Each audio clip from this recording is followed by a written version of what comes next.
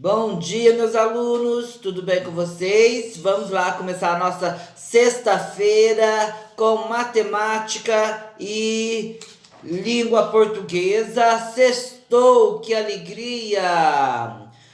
Que dia é hoje mesmo do mês? Hoje, 13 de agosto de 2021, sexta-feira. Ontem, quinta-feira, foi que dia?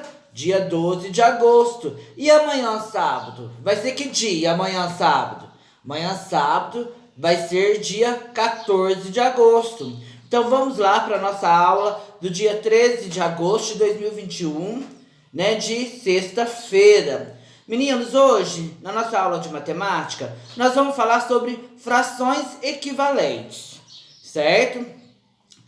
São frações que representam a mesma parte de um todo, ok? Então, primeiro, aí, ó, eu tenho a fração 1/2, 2/4 e 4/8, certo? Então, o número de cima da fração, ele é o numerador, o número de baixo, denominador, ok? Então, agora observe aí os desenhos. O primeiro círculo aí, né? O inteiro dele tinha quantas partes? 2 partes. E quantas partes foi pintada dele? 1. Olha aí o outro círculo. O segundo círculo foi dividido em quantas partes? 4. Olha lá para vocês verem, 4 partes. Certo? Então 4 quer dizer o inteiro dele. E quantas partes desse inteiro foram pintadas? 2. Olha aí para vocês verem. Certo? Olha o terceiro círculo. O terceiro círculo, o inteiro dele qual que é mesmo? 8. Olha aí para vocês verem. O inteiro, então, foi dividido em 8 partes. Certo? E quantas partes foram pintadas? 4. Ok? Então, vamos lá. Para encontrarmos frações equivalentes, devemos multiplicar o numerador e o denominador por um mesmo número, diferente de 0, certo? Então, para encontrar as frações equivalentes, o que eu tenho que fazer? Multiplicar, certo? O numerador e o denominador por um mesmo número, diferente de 0, ok? Então, exemplo aí, 1/2, né? Eu tenho 1/2, então eu vou multiplicar por 2, olha aí para vocês verem. 1 vezes 2, 2, que é igual a 2. 2 vezes 2, igual a 4. Então, eu vou ter 2/4. Daí, dá para mim multiplicar novamente por 2. Olha aí para vocês verem, ó. 2 vezes 2, 4. 4 vezes 2, 8. Então, eu vou ter 4/8, ok? Vamos lá, meninos. Escreva a fração correspondente à parte colorida de cada figura. Aí o inteiro, do primeiro círculo roxo aí, o inteiro tem quantas partes? 4. E quantas partes foram pintadas? 3. Então, que fração é essa? Olha o círculo amarelo aí. O círculo amarelo tem quantas partes? Né? O inteiro dele, ou seja, o inteiro dele foi dividido em quantas partes? 8. E quantas partes foram pintadas? 6. Então, vocês vão colocar a fração aí, certo? Vamos lá. O que você pode concluir a respeito dessas frações, né? O que vocês podem concluir a respeito dessas frações, certo? Vamos lá na questão número 2. Escreva 3 frações equivalentes que são sugeridas pela parte colorida da figura. Então, meninos, aí, ó, o primeiro retângulo, o inteiro dele foi dividido em quantas partes? E quantas partes foram tomadas? Olha aí o segundo retângulo. O segundo retângulo foi dividido em quantas partes, o inteiro dele? E quantas partes foram tomadas, pintadas? Né? Olha o último retângulo. O último retângulo foi dividido em quantas partes? E quantas partes foram pintadas? Certo? Então, vocês irão colocar aqui nesse espaço aberto, vazio, ok? Meninos, agora vamos lá. Complete o quadro com frações equivalentes às da primeira coluna. Então, você vai multiplicar. Aí, ó, tá até a flechinha indicando que você irá multiplicar por 2, por 3, por 4, por 5 e por 6, certo? Então aí tá até o exemplo. Eu tenho 1/2, né? Que quando tá o 2 embaixo eu leio meio. 1/2, certo? Então, 1 vezes 2, 2, que já até colocou aí, ó, pra vocês verem o 2, certo?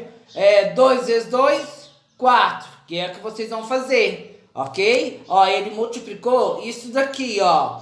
Ele multiplicou o 1, certo? Ó, ele multiplicou esse 1 aqui pelo 2, ó.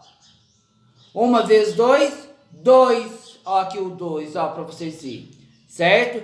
E 2 vezes 2, que vai dar 4, certo? E assim que é pra vocês fazer nas outras também, certo? Então, vocês vão multiplicar 1/3 por 2, por 3, por 4, por 5, por 6, 1/4 por 2, por 3, por 4, por 5 já tá feita e por 6.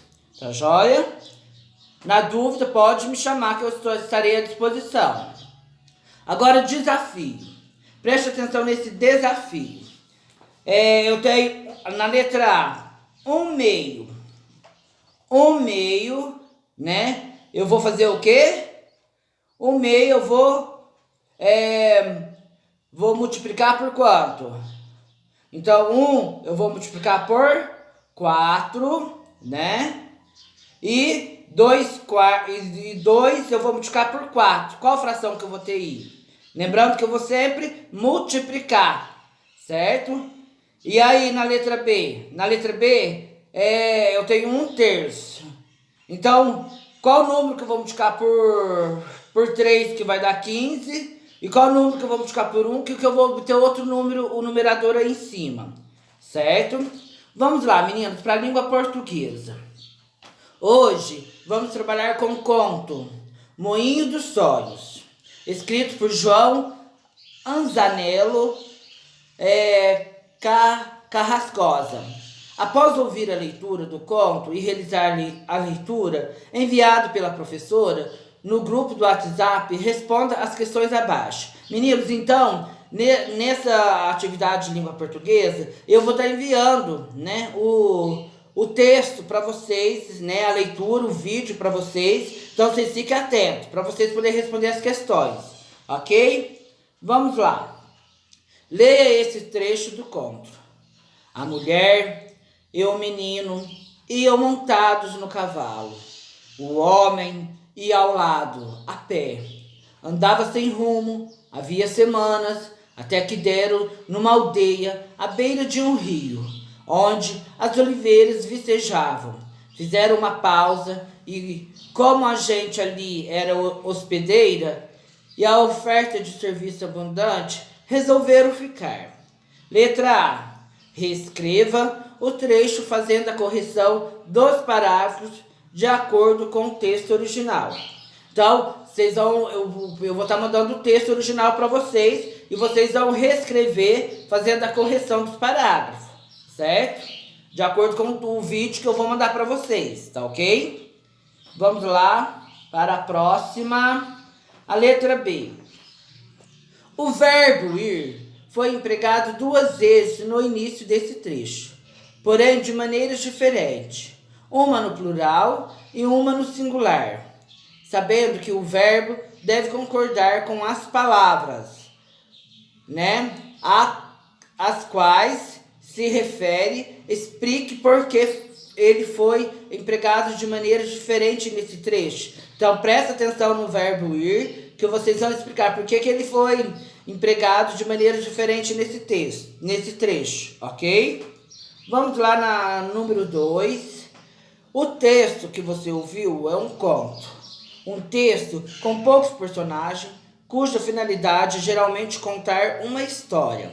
Reescreva um conto que é muito conhecido na sua região e que transmita a cultura do seu povo ou lugar, né? Separe seu texto em parágrafo, início, meio e fim. Observe a concordância, a pontuação e a ortografia. Então, meninos, nessa número 2 aí, vocês irão contar um texto, né? Um conto que aconteceu aqui na nossa cidade, né? Por exemplo, tem a história do vampiro. Todo mundo conhece a história do vampiro, né? Daqui de Monte Santo, lembra? Ou pelo menos já ouviu falar, né? Então, esse é um conto e assim por diante, tá joia? Na dúvida, é só chamar o professor. Fiquem todos com Deus e um ótimo final de semana. E até semana que vem, se Deus quiser. Abraços e se cuidem.